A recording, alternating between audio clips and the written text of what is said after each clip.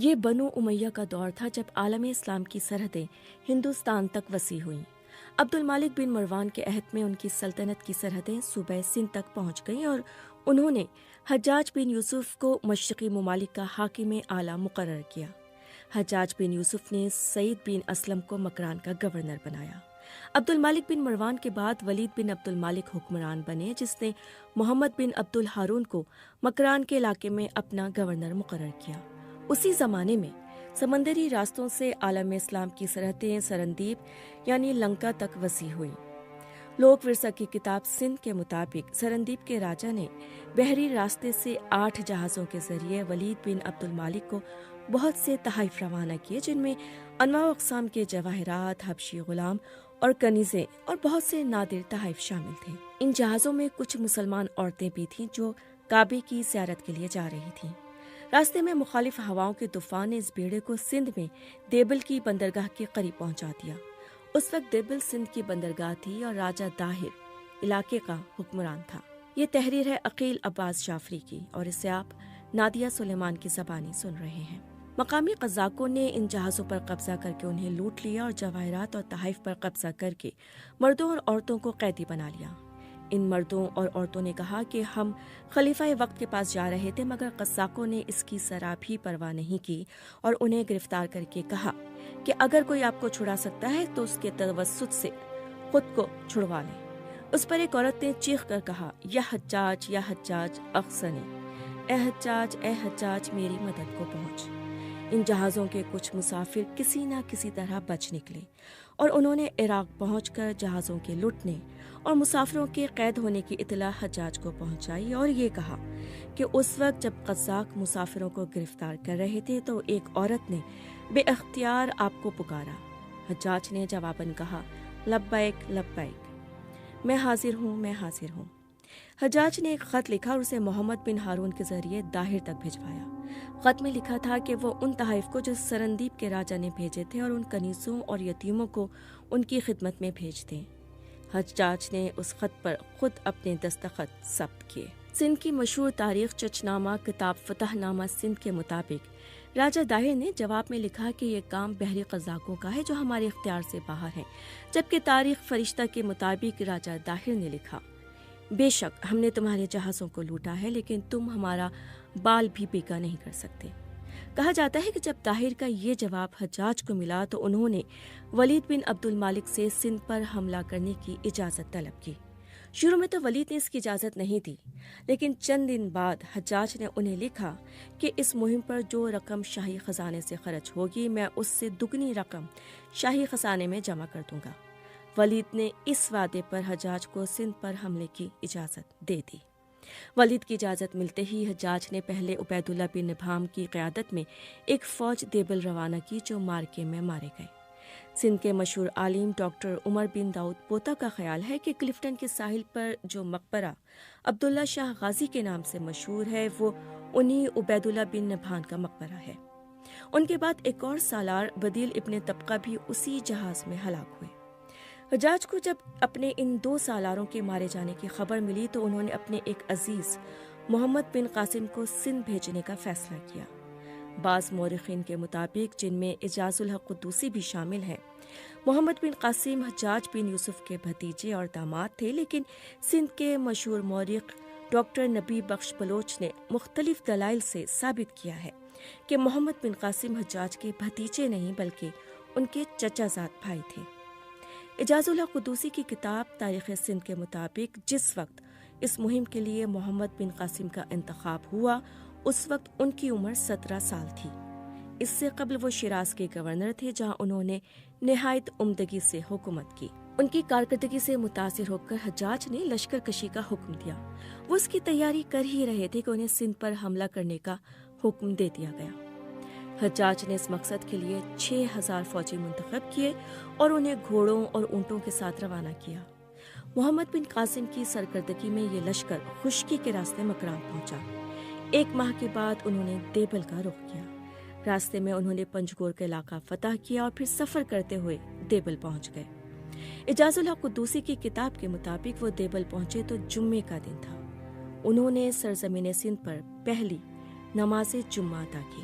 اتفاق سے اسی دن بحری جہاز بھی حجاج کے فوجی سامان رسد اور عسکری فوجی ساز و سامان کے ساتھ دیبل پہنچ گئے۔ اسی ساز و سامان میں منجنیقیں بھی تھیں۔ سب سے بڑی منجنیق کا نام عروسک تھا، جسے 500 آدمی کھینچتے تھے۔ دیبل شہر میں ایک عالیشان مندر تھا جس کا گنبد بہت بڑا اور بلند تھا اور دور سے نظر آتا تھا۔ اس کی چوٹی پر ریشم کا سبز جھنڈا آویزا تھا۔ اعجاز اللہ قدوسی کا دعویٰ ہے کہ اس پرچم کے متعلق شہر والوں کا ایمان تھا کہ جب تک یہ ہوا میں لہرا رہا ہے کوئی فوج شہر فتح نہیں کر سکتی۔ مندر میں 700 پجاری تھے اور شہر کے گرد فصیل بنی ہوئی تھی۔ محمد بن قاسم کے دیبل پہنچتے ہی راجہ داہر کی فوج شہر کے دروازے بند کر کے بیٹھ گئی۔ محمد بن قاسم نے فصیل کے چاروں طرف خندقیں کھود کر منجنیقیں نصب کی اور شہر کو محاصرے میں لے لیا۔ یہ محاصرہ 7 دن جاری رہا۔ 8ویں دن ایک مخبر کے ذریعے محمد بن قاسم کو اطلاع ملی کہ جب تک اس مندر پر لہرانے والے جھنڈے کو ٹکڑے ٹکڑے نہیں کیا جائے گا، شہر کے باسیوں کا حوصلہ پست نہیں ہوگا۔ محمد بن قاسم نے اپنی منجنیق عروسک کے ذریعے اس جھنڈے کو گرانے کا فیصلہ کیا۔ جو ہی وہ جھنڈا نیچے گرا، مسلمانوں نے ہر طرف سے شدید حملہ کر دیا۔ یہ دیکھ کر داہر کی فوج کے حوصلے ٹوٹ گئے اور انہوں نے فوراً شہر پناہ کے دروازے کھول دیے۔ اعجاز اللہ قدوسی ہی کی کتاب میں درج ہے کہ دیبل فتح ہونے کے بعد محمد بن قاسم نے قید خانے سے ان مسلمان قیدیوں کو آزاد کیا جن کی گرفتاری کے باعث یہ سارا قضیہ شروع ہوا تھا۔ کہا جاتا ہے کہ جیل خانے کے داروغہ نے بھی حالات دیکھتے ہوئے اسلام قبول کر لیا۔ محمد بن قاسم نے حمید بن ودا بحری کو دیبل کا حکمراں مقرر کیا، جس نے شہر میں ایک خوبصورت مسجد تعمیر کروائی۔ جس وقت دیبل فتح ہوا اس وقت راجہ داہر نیرون یعنی موجودہ حیدرآباد پہنچ چکا تھا۔ راجہ داہر نے محمد بن قاسم کو ایک خط لکھا اور انہیں مختلف دھمکیاں دی۔ محمد بن قاسم نے لکھا کہ آپ کی انہی بدعمالیوں اور تکبر کی وجہ سے ہمارا آپ کے خلاف لشکر کشی کا خیال پیدا ہوا۔ آپ نے ہماری سمت آنے والے مسلمانوں کو قید کیا اور اب بھی سرکشی پر آمادہ ہیں۔ مجھے یقین ہے کہ میرا اور آپ کا مقابلہ جہاں کہیں ہوگا، میں خدا تعالیٰ کی مدد سے آپ کو مغلوب کروں گا۔ محمد بن قاسم اپنے لشکر سمیت نیرون کی سمت بڑھے۔ انہوں نے سہون، سیستان کے بعد نیرون کو بھی فتح کر لیا۔ اس مارکے میں راجہ داہر مارا گیا۔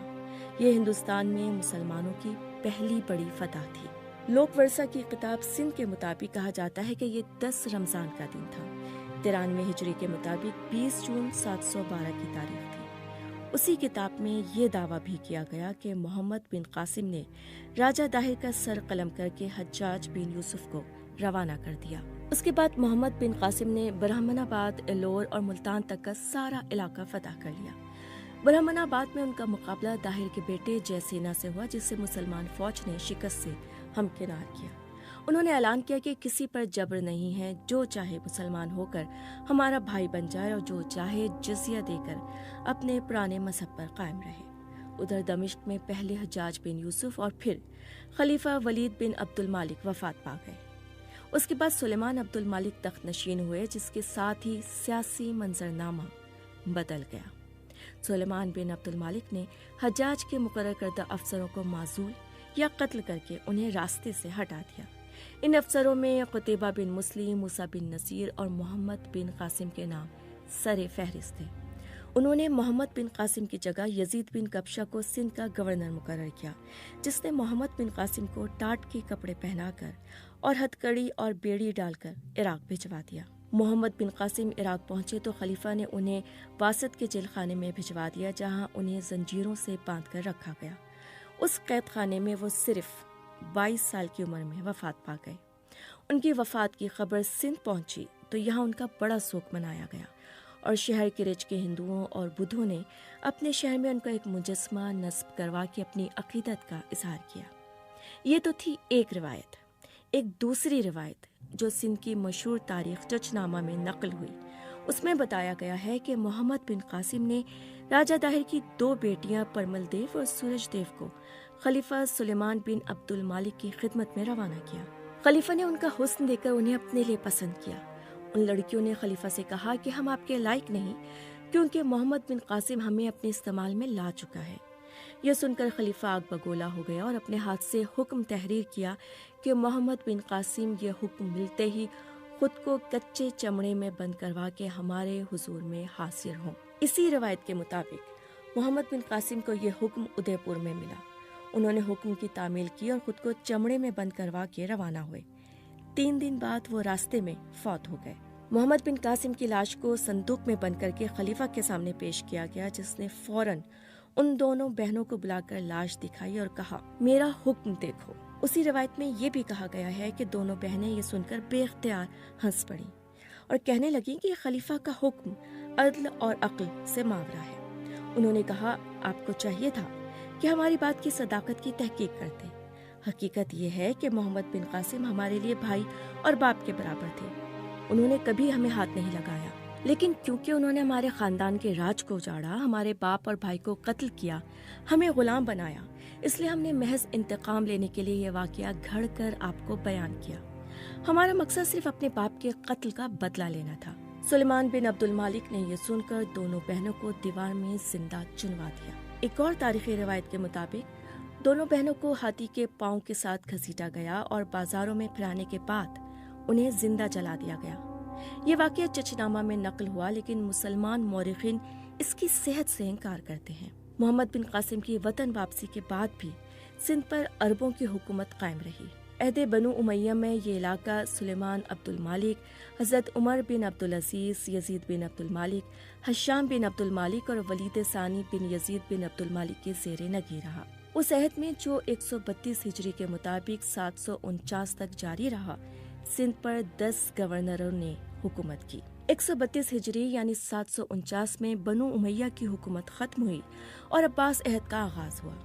بنو عباس کے پہلے خلیفہ ابو العباس عبداللہ بن محمد صفا تھے۔ انہوں نے اپنے کمانڈر ابو مسلم خراسانی کو اختیار دیا کہ وہ عباس حکومت کی طرف سے تمام مشرقی ممالک کا انتظام سنبھال لیں۔ ابو مسلم خراسانی نے ہر جگہ اپنے آدمی بھیج کر حکومت مضبوط کر لی۔ اس عہد میں سندھ کا پہلا گورنر موسیٰ بن کعب تمیمی کو مقرر کیا گیا۔ یہ سلسلہ متوکل علی اللہ جعفر بن معتصم کے دور حکومت تک جاری رہا۔ ان کے عہد میں سندھ میں بنو عباس کے آخری گورنر ہارون بن ابی خالد مروزی تھے۔ ہارون، جو بنو عباس کے عہد کے 29ویں گورنر تھے، عمر بن عبد العزیز حباری کے ہاتھوں مارے گئے۔ عمر بن عبد العزیز نے سندھ کے مرکز منصورہ پر قبضہ کر لیا، تاہم انہوں نے متوکل علی اللہ کو لکھا کہ میں آپ کا وفادار ہوں۔ متوکل علی اللہ سندھ کے آئے دن کی بغاوتوں اور شورشوں سے بہت پریشان تھے۔ انہوں نے عمر بن عبد العزیز حباری کی درخواست منظور کر لی اور انہیں سندھ کا گورنر مقرر کر دیا۔ عمر بن عبد العزیز حباری نے سندھ میں اپنے خاندان کی خود مختار حکومت کی بنیاد رکھی۔ انہوں نے تمام سندھ کو اپنا باج گزار بنایا، لیکن اپنی خود مختاری کو کبھی خلیفہ پر ظاہر ہونے نہیں دیا اور خطبے میں عباس خلیفہ ہی کا نام لیا جاتا رہا۔ عمر بن عبد العزیز کے بعد ان کا بیٹا عبداللہ بن عمر حباری سندھ کا حکمراں بنا۔ اعجاز الحق قدوسی کی کتاب کے مطابق ان کے عہد کا سب سے بڑا کارنامہ قرآن مجید کا پہلا سندھی ترجمہ تھا۔ 265 ہجری یعنی 879 میں سندھ میں ملتان اور منصورہ کی 2 وسیع اور خود مختار ریاستیں قائم ہو چکی تھیں۔ اس کے علاوہ بھی کئی چھوٹی چھوٹی ریاستیں سندھ میں قائم تھیں، جن میں بعض ہندو ریاستیں بھی شامل تھیں۔ یہ سندھ کی وہ خود مختار ریاستیں تھیں جو مرکز کی کمزوری کے بعد وجود میں آئی تھیں۔ اس کے بعد سندھ میں قرامطہ، اسماعیلیہ اور ملاحدہ فرقوں نے مختلف علاقوں میں اپنا اقتدار قائم کیا۔ ان 3 فرقوں میں جو فرقہ ملتان میں برسر اقتدار آیا وہ اسماعیلی تھا۔ 11ویں صدی میں ہندوستان میں غزنویوں کا اقتدار مستحکم ہوا، جنہوں نے سندھ کو عرب کے مرکز سے منقطع کر کے اپنی سلطنت میں شامل کر لیا اور یہاں اپنے گورنر مقرر کر دیے۔ اس کے بعد یہ علاقہ مستقل دہلی حکومت کا حصہ رہا۔